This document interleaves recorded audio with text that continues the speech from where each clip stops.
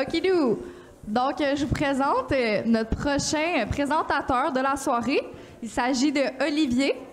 Olivier est présentement étudiant au doctorat en recherche et intervention en neuropsy à l'UQTR. Il s'intéresse particulièrement au vieillissement pathologique et non pathologique, ainsi qu'au sens de l'odorat. Donc, sa présentation va porter sur l'univers de sa thèse de doctorat, donc plus précisément l'olfaction comme marqueur hâtif de la maladie d'Alzheimer. Donc, le voici.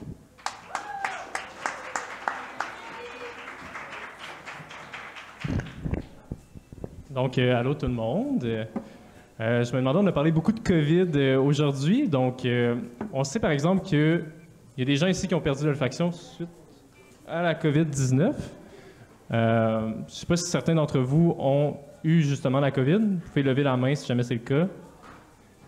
Est-ce qu'il y a des gens ici qui ont perdu l'odorat suite à la COVID-19? OK, on voit qu'il y a quand même certaines personnes, pas trop, mais quand même. Donc, félicitations. Mais pour moi, c'était vraiment intéressant parce que, perdre l'odorat, moi, je m'intéresse à l'odorat, fait qu'il y a plus d'études là-dessus, fait qu'il y a plus de financement, c'est vraiment intéressant. Mais il faut savoir que c'est pas juste la COVID-19 qui peut impacter l'odorat. Il y a d'autres maladies. Puis là, on pense peut-être à la maladie d'Alzheimer. Mais il faut savoir que les maladies neurodégénératives, justement comme la maladie d'Alzheimer puis la maladie de Parkinson, il semble avoir une atteinte aussi de l'olfaction. C'est sur ça, en fait, que moi, je vais traiter aujourd'hui.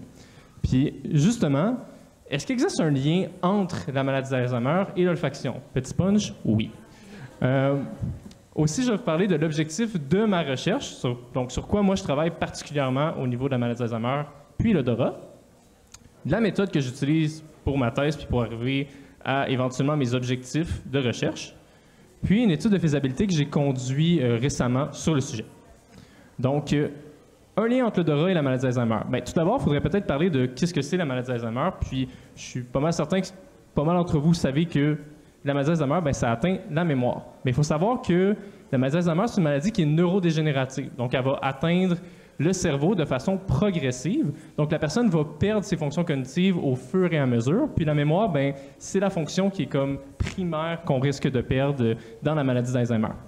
Puis, la plupart des gens qui vont avoir un diagnostic de maladie d'Alzheimer vont recevoir un stade qui est quand même très avancé de la maladie où la personne perd en fait son autonomie dans la vie quotidienne. Donc, elle doit être placée dans, par exemple, un centre, un CHSLD, ou sinon être pris en charge par des proches aidants. Puis, presque 50%. Fait que ça serait quand même intéressant de voir, est-ce qu'on est en mesure de peut-être prédire les personnes qui risquent de développer la maladie?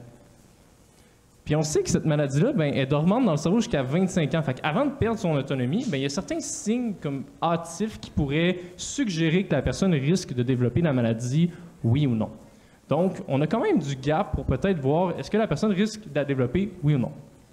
Puis d'ici 15 ans, on s'attend à une augmentation d'environ 66% des cas de maladie d'Alzheimer. Je sais, c'est décevant, mais une des raisons pour ça, c'est parce que l'âge, c'est un des facteurs les plus précipitants pour développer la maladie. Puis on vit dans une société, en fait, où on voit, en fait, que la plupart des personnes vont vieillir. Mais aussi, on a plus de vieux ou de personnes âgées qui sont présentes. Fait qu'on a plus de cas de maladie d'Alzheimer. Mais il existe différents stades de la maladie. Là, j'ai parlé de la maladie d'Alzheimer que vous connaissez, qui atteint la mémoire, la personne n'est plus autonome dans la vie de tous les jours. Mais avant ça, il y aurait comme un stade qui s'appellerait le trouble cognitif léger, où la personne, ça fonctionne encore dans la vie de tous les jours, mais quand on l'évalue avec des tests plus neuropsychologiques, où on évalue les fonctions cognitives comme l'attention, la mémoire, tout ça, on se rend compte que ces personnes-là, ils ont des scores qui sont sous la moyenne, donc en dessous de ce qu'on devrait s'attendre pour leur âge. Mais dans la vie quotidienne, ils sont capables de compenser quand même. Donc, on sait qu'ils ont plus de chances de convertir éventuellement vers une maladie d'Alzheimer, puis que ça va progresser parce que c'est une maladie qui est progressive. Mais avant ça, on aurait un autre stade où la personne, en fait, dans la vie quotidienne, tout va bien, son autonomie est bonne. Quand on l'évalue avec des tests neuropsychologiques, tout va bien, mais la personne a des plaintes de mémoire. Donc, elle se rend compte que possiblement sa mémoire est affectée. Ça serait également peut-être un signe hâtif du développement de la maladie. Je vais revenir là-dessus un petit peu plus tard, mais là, je vais passer à l'odorat parce que c'est mon sujet préféré. Donc, est-ce qu'il y a des troubles olfactifs au sein de la maladie d'Alzheimer? Il existe un lien anatomique unique entre le système olfactif et la mémoire. Il faut savoir que, par exemple, l'odorat puis la mémoire, dans le cerveau, c'est quand même assez proche. Puis peut-être que vous avez déjà eu une expérience similaire. Vous avez senti un parfum d'un ancien être aimé, ou vous avez senti une odeur de nourriture que votre mère ou votre père cuisinait, puis ça vous rappelle un souvenir presque vivide de ce qui s'est passé.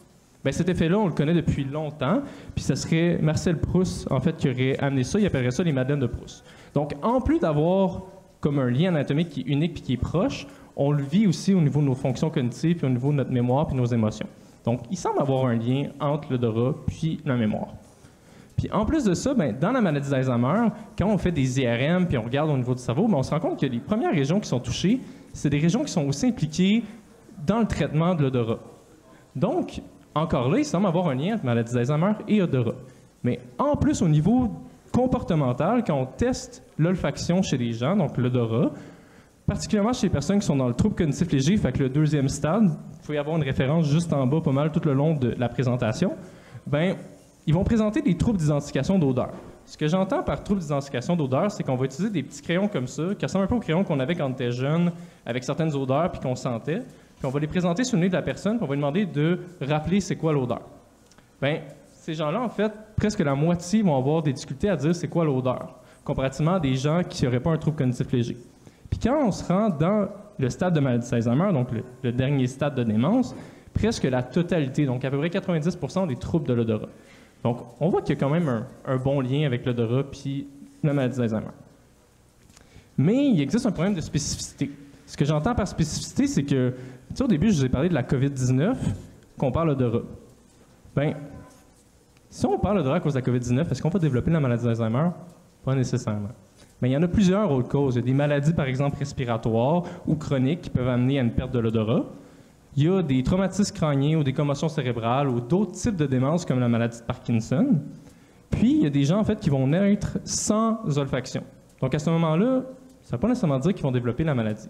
Puis, en plus de ça, un autre problème, c'est que, un peu comme la vision avec la presbytie, on perd un petit peu notre vision en vieillissant, mais c'est similaire aussi avec l'odorat.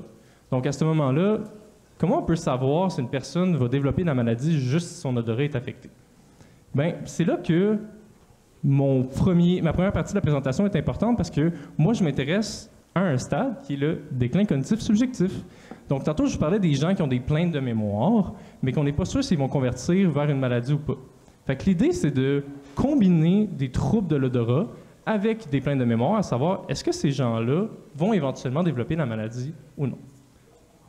Puis, la littérature, qu'est-ce qu'elle dit actuellement sur ce sujet-là? Un peu comme je l'ai mentionné plus tôt, plus on évolue dans les stades, fait que le stade 1, 2, 3, plus les troubles de l'olfaction, les troubles de l'odorat évoluent, fait que plus c'est sévère. Mais les études qui portent sur le déficit cognitif, le déclin cognitif subjectif, sont quand même assez hétérogènes. C'est-à-dire qu'il y en a qui disent que oui, il y a des troubles de l'odorat, il y en a qui disent que non, il n'y a pas de troubles d'odorat. Fait que ça devient un peu compliqué à savoir, est-ce que réellement cette population-là est atteinte de troubles de l'odorat? Puis, une des raisons pour lesquelles on s'attend à ce que ça soit peut-être hétérogène, c'est que les études utilisent strictement des tâches qui sont basées sur des tests qui sont comportementaux. Donc, qui vont demander, par exemple, à la personne d'utiliser d'autres fonctions cognitives. Tantôt, je vous ai parlé de ces petits crayons-là. Donc, on va présenter l'odeur sous le nez de la personne, puis on va lui demander de dire qu'est-ce que ça sent. Est-ce que ça sent la cerise, la framboise, le bleuet ou le cassis? La personne va devoir aller chercher le mot en arrière puis dire « Ah, ça sent la cerise ». Mais si la personne a des plaintes de mémoire ou de l'anxiété à cause de ça, ça peut venir impacter ses réponses. Fait que c'est pas une mesure réellement de dire est-ce que je mesure l'olfaction ou je mesure ses capacités de mémoire. C'est pas ça que je veux mesurer. Fait que une solution, ça serait peut-être d'utiliser une méthode plus directe. Ce que j'entends par plus direct, parce que c'est pas nécessairement direct comme mesure, c'est d'utiliser un casque avec des électrodes qui vont capter l'activité cérébrale de la personne quand on lui envoie des odeurs. Fait que là, on va pouvoir avoir un signal un peu plus clair sans que la personne ait besoin d'une réponse verbale pour me dire « Ah, ça sent la cerise ». Mais ça, moi, c'est ce que je vais utiliser dans ma thèse. Ce que vous voyez là, c'est justement une photo au laboratoire avec un casque, des électrodes, donc les petits capteurs sur la tête, et la grosse machine qui a l'air un peu bizarre en arrière, c'est ce qu'on appelle un olfactomètre. Ça va envoyer des odeurs dans le nez de la personne, puis on va regarder qu'est-ce qui se passe dans son cerveau. Donc ça, c'est ce que j'utilise. Puis justement, l'objectif de ma thèse, c'est d'évaluer le fonctionnement du système olfactif, donc de l'odorat, dans une phase préclinique de la maladie d'Alzheimer, donc le premier stade qui est le déclin cognitif subjectif, pour améliorer un dépistage précoce des personnes à risque de développer la maladie. Puis comment je fais ça? Je vous ai parlé un peu de mes méthodes, mais moi, ce à quoi je m'intéresse, c'est deux groupes. Un groupe contrôle de personnes de 65 ans et plus, qui n'ont pas de plainte de mémoire, quand on les évalue avec des tests neuropsychologiques qui sont dans la moyenne, tout va bien. Avec un autre groupe qui aurait un déclin cognitif subjectif, donc le premier stade, 65 ans et plus, mais qu'eux, ils ont des plaintes de mémoire, mais tout le reste va bien. On veut voir est-ce que leur odorat au niveau comportemental, fait qu'avec les petits crayons, est différent, mais aussi avec cette méthode-là qui n'a pas encore été utilisée nulle part au Québec, au Canada, parce qu'on est le seul laboratoire à avoir cette technologie-là pour le faire. Puis c'est ça à quoi on s'intéresse actuellement.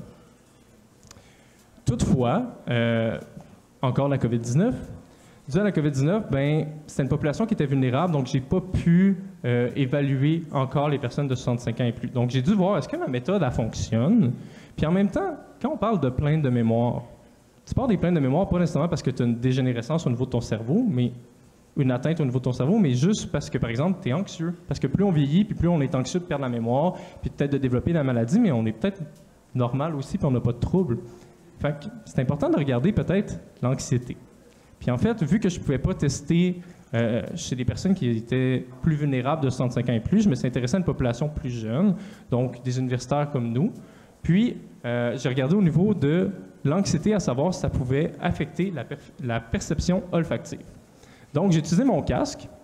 Puis, ça, c'est ce qu'on voit dans la littérature quand on regarde au niveau de qu'est-ce qui se passe au niveau du cerveau. Fait qu'on a différentes composantes qui sont reliées au traitement olfactif. Fait que là, vous voyez P1, P2, P3. C'est un peu compliqué dit de même, mais peu importe, chacune des pics que vous voyez, c'est comme un moment du traitement de l'odorat dans votre nez. Puis moi, ben, je voulais voir, est-ce que ma méthode, elle fonctionne? Je suis le seul au Québec à faire ça. Fait que ça, c'est ce que moi, j'ai eu. C'est quand même assez similaire à ce qu'on peut voir dans la littérature. Donc, cette étude-là m'a permis de voir que pour mon étude de 65 ans et plus, j'étais sur la bonne voie. Mais en plus de ça, ça m'a permis de savoir que peut-être que l'anxiété, ça serait quelque chose d'important à considérer dans mon étude. Parce que l'anxiété, ça peut affecter la mesure des capacités olfactives. Donc, dans ce cas-là, moi, dans mon étude, je vais rajouter au protocole que je vous ai présenté des tests qui vont mesurer l'anxiété de la personne, à savoir est-ce que ça va affecter ou non leur perception olfactive. Donc, merci beaucoup.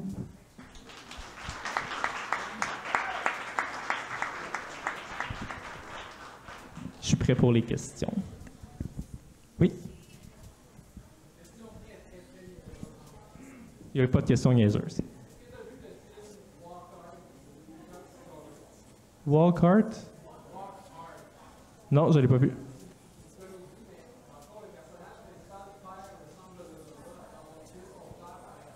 OK.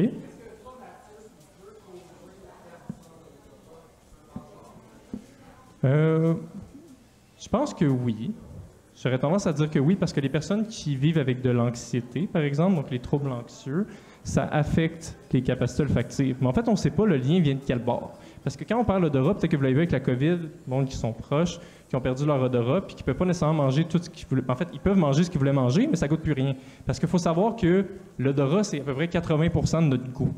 Sur notre goût, on goûte juste le salé, l'amer, l'umami, l'acide, puis le sucré. C'est tout ce qu'on goûte. Tout ce qui est complexité au niveau des saveurs, ça vient du nez.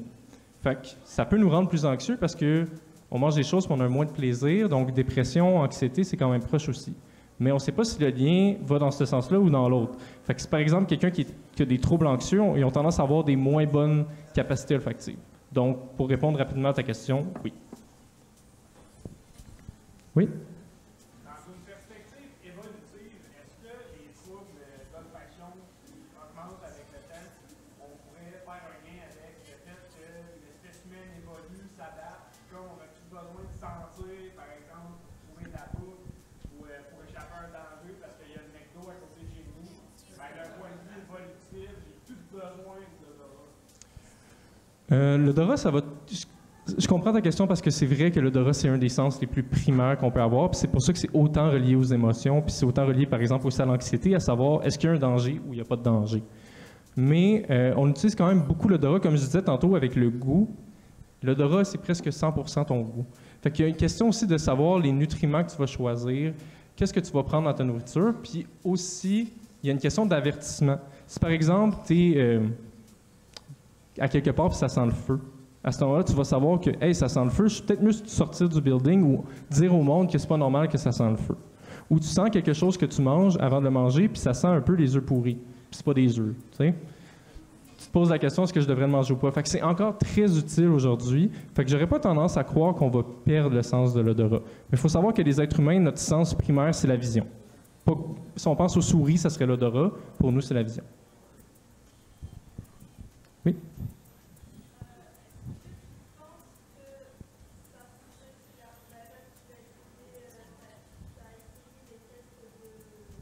Oui.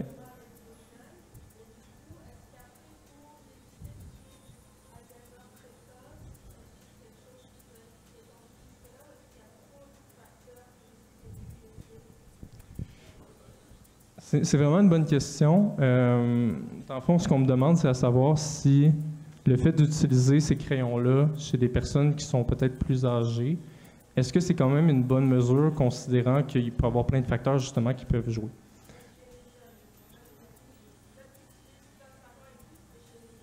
Oui. Mais là, en l'utilisant chez les vieux, c'est ça ta question, à savoir chez les vieux, est-ce que ça viendrait impacter? OK. Ben, dans tous les cas, il va quand même avoir des facteurs avec ces crayons-là, mais il faut savoir que c'est une mesure qui est très standardisée. C'est quelque chose qui est utilisé dans beaucoup d'études, puis que pour moi, ben, j'ai des normes que je peux utiliser puis comparer à ça. Fait que même pour des personnes âgées, ça peut venir jouer aussi, mais le fait d'utiliser une autre mesure qui va venir corroborer puis voir s'il y a une corrélation un peu entre les deux, est-ce qu'il y a une association entre les deux mesures, ça va me permettre de voir est-ce que c'est valide ou pas. Je ne sais pas si ça répond à ta question, c'est un peu flou, mais... Oui? Oui?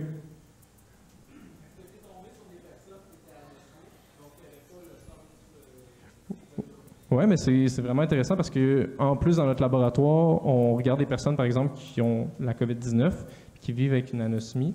Mais oui, il peut en avoir. Puis, tu sais, dans mon cas, je vais les considérer parce que, justement, dans les 90% des personnes, ils ont des troubles d'identification d'odeur dans mes Alzheimer, mais il y en a plein qui sont anosmiques. Puis ça, c'est un problème aussi parce que moi, je m'intéresse au déclin cognitif subjectif, qui est un des stades précoces, mais si je m'intéressais à la maladie d'Alzheimer avec mes super techniques de casque sur la tête, bien, ça se pourrait que je ne vois pas d'activité cérébrale. Puis une des raisons pour ça, c'est parce qu'il serait probablement anosmique. Fait que l'odeur, la personne la sentirait juste pas.